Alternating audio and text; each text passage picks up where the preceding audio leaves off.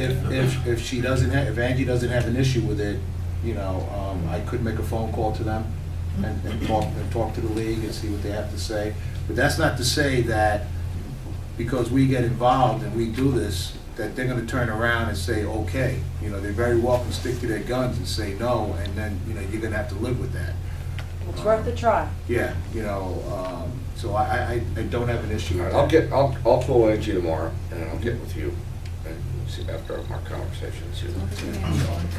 Perhaps we should have a motion to support the request of these three I'll make that people motion. Yeah, I'll for a second. waiver. Elaine made the motion and Dan second. Emiliani? Yes. Williams? Yes. Perez? Yes. Gurniak? Yes. Siegel? Yes. Okay, thanks, Jim. Thank you, guys. I appreciate it. Thank you, even though I didn't get up and speak. Thank you.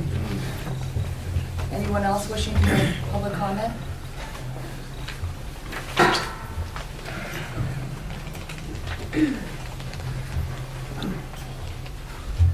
Charles Slavic, 103 Dartford Lane.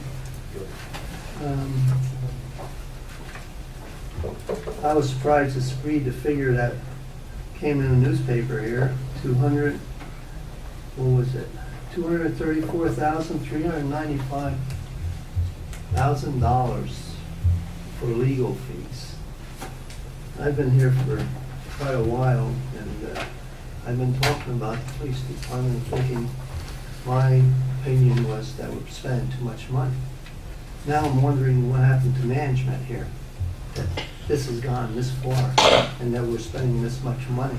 I'm surprised that the people of the township aren't up in arms about this. This money could have been spent a heck of a lot better. I haven't seen anything more on our roads. We were supposed to have a survey on that, find out what we're going to do with them. We don't even need that. We just need to get out there and start fixing. But we're spending almost $250,000 on legal fees. And also, it's a surprise. Why wasn't this discussed at meetings or brought to the people so that people know what's going on in the township? To come out, our taxes are being raised, we know that. And I've been here enough times discussing that. It's a darn shame. It's a shame that you've done this. Anyone else wishing to make public comment?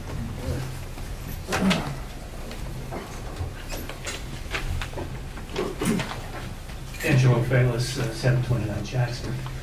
I have a question. I noticed this thing started back in 2008. Who was the mayor then? You know who it was, Angela. You? Yes, it was me. And the attorney, who appointed the attorney?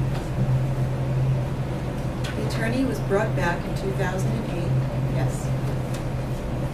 So the attorney was And appointed. every year, the attorney can be changed. Okay, so basically, The attorney was brought back to renegotiate a contract in 2008. he was the borough And attorney. every year, the attorney can be changed. So he was investigated. So what's your point, Angela? Well, the point is, you know, that's when it started. It didn't start with this No, administration. no, no. 2008, in November of 2008, the whistleblower lawsuit started, which was done by the insurance company. Okay. All right, and I have another comment about it. And I'm not saying that a mistake was made with the attorney. I have quite a bit of experience with attorneys and spent a lot of money, a lot of money with Yes. attorneys. And I know that you can spend a lot of money per hour with attorneys, and you can spend a little money with attorneys. I have an experience with a case where basically I was sued with a number of other people. I was the only one by circumstance who did not have insurance, and I hired an attorney who was an expert in that particular field, and paid him a good amount of money, more than average. He was very smart, and he concluded the case very quickly because he knew what to do. The people who had the insurance, everyone got their money back. The insurance companies didn't go after their money. So it was a complete waste for those insurance companies. I've had situations where, with good law firms, where maybe they charge a little bit less, but you got bills where one attorney was talking to another, back and forth, because one was an expert on this, another was an expert on that. So, when you make a judgment as far as an attorney is concerned, it's not so much how much they charge, it's what they know and how good they are. So I'm not saying you made a mistake as far as who the attorney was. If you have a good attorney and he knows how to do what he's supposed to do, you might be making the right move. So I'm not saying you made a mistake. I'm not saying anyone made a mistake. I just want everyone to understand where this started. Okay? He didn't start with me. He'd been an attorney for us for years back. I brought him back. Okay, that's fine. All right. And I want everyone to understand that the cheapest attorney is not always the best attorney. And to have an inexpensive rate as an attorney does not always mean that you're going to get the lowest price at the end of the year. That's all.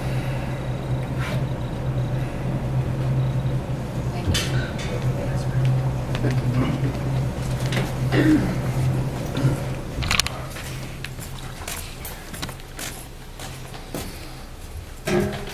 Good evening. Joseph Torriello, 307 Meadow Run. Members of the Township Committee, you're all aware last month that I expressed my objection to this committee's improper use of the emergency appropriation procedure because New Jersey law and the Department of Community Affairs regulations specifically provide that such an extraordinary measure should only be used after the adoption of a budget for purposes to address unforeseen expenses at the time the budget was adopted. And I have been troubled by this Township Committee's decision last month, and quite honestly have been singularly focused on this issue because it disturbs me. And then I see in the Express Times the fact that there's a $230,000 bill dating back to 2008, which again, as well as 2 other lawsuits, which again just confirms the fact of what was discussed last month in my concerns, that this was not unforeseen. It was ongoing. It was ongoing before 2011, and it was ongoing during 2011 because you adopted the budget in May, so you have 5 months worth of invoices. And these facts beg the following questions. How could this committee adopt a budget in May of this year without any consideration of the legal fees that you had been paying since November of 2008? How could this committee not consider the 5 months worth of invoices that you had in your possession at the time prior to adopting this year's budget? And how could the legal fees, which have been accruing since November 2008, amassing more than $230,000, be categorized as anything other than knowing and foreseen? And today I received a response to an Oprah request, and I have another question now. Why would the CFO state in her certification that was submitted to the state in support of this application for this extraordinary procedure, state on the form which lists date of occurrence, and what was inserted was July 21st, 2011. That was the day that the certification was signed. That's not the date of occurrence.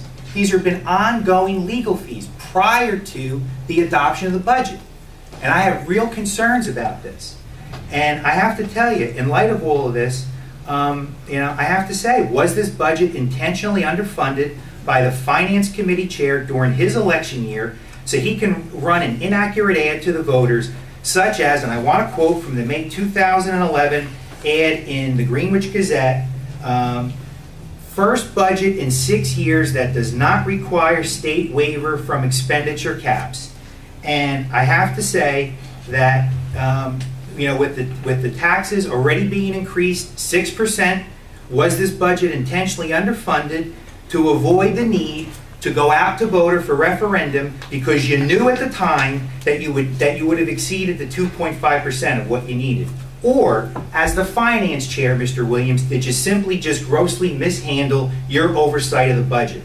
And as a taxpayer, I'm deeply concerned over this gross financial mismanagement, again, whether it was politically motivated or due to your incompetence. Either way, Mr. Williams, you have created a financial turmoil that's going to have to be addressed in next year's budget.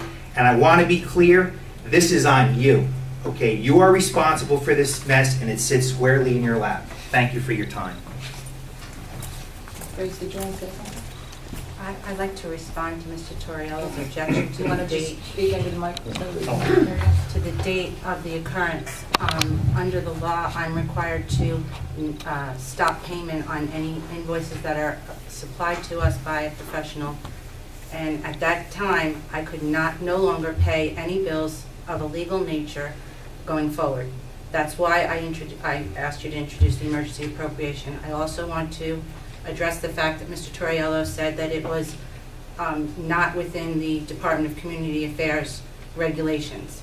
I received a phone call from the Department of Community Affairs last week regarding another matter in my other municipality. I was having a conversation with Ms. Sapici from the Division of Local Government Services, Department of Community Affairs, which time she informed me that our emergency appropriation for legal expenses was in fact and is absolutely an emergency eligible appropriation. I certainly, after 22 years, know what's an emergency and what isn't in a municipality. And our resolution was approved by the Department of Community Affairs this past yesterday. They phoned me to let me know that it had been approved. So, you know, Mr. Jost referred to it last month, that legal expenses are of a nature that can get out of control. We appropriated $100,000 last year. We had to add an additional $67,000 to pay our bills last year. During transfer, we were able to do that. Unfortunately, we budgeted $150,000, thinking that the matters were coming to a close. We were unaware of the appeals that were going to be filed. There were circumstances that I thought when we met as a finance committee, and by the way, as an entire committee, because the entire committee looked at this budget appropriation, knew what we spent last year. So it's not just the finance committee who's responsible here, it's the entire committee. And I still say that the emergency appropriation was appropriate. We could not pay Mr. Jost or any of our other legal counsel for the remainder of this year if we didn't do it. We absolutely had to act at the time we acted, and it absolutely is an emergency circumstance. And that's the end of my comments. Anyone else wishing to make public comment? Seeing none, I'd like a motion to close. Second. Second made the motion. Elaine made the motion, and Dan, you second. All in favor? I would like to make one comment to some of the comments that were made, a couple things.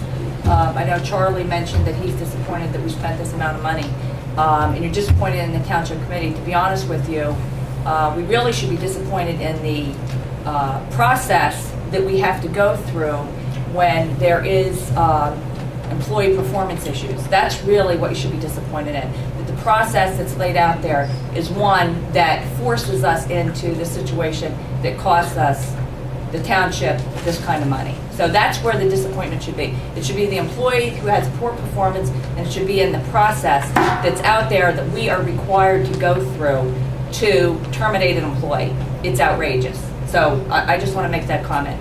The other thing I would like to say is we have the reporter sitting in the back of the room, Mr. David Foster.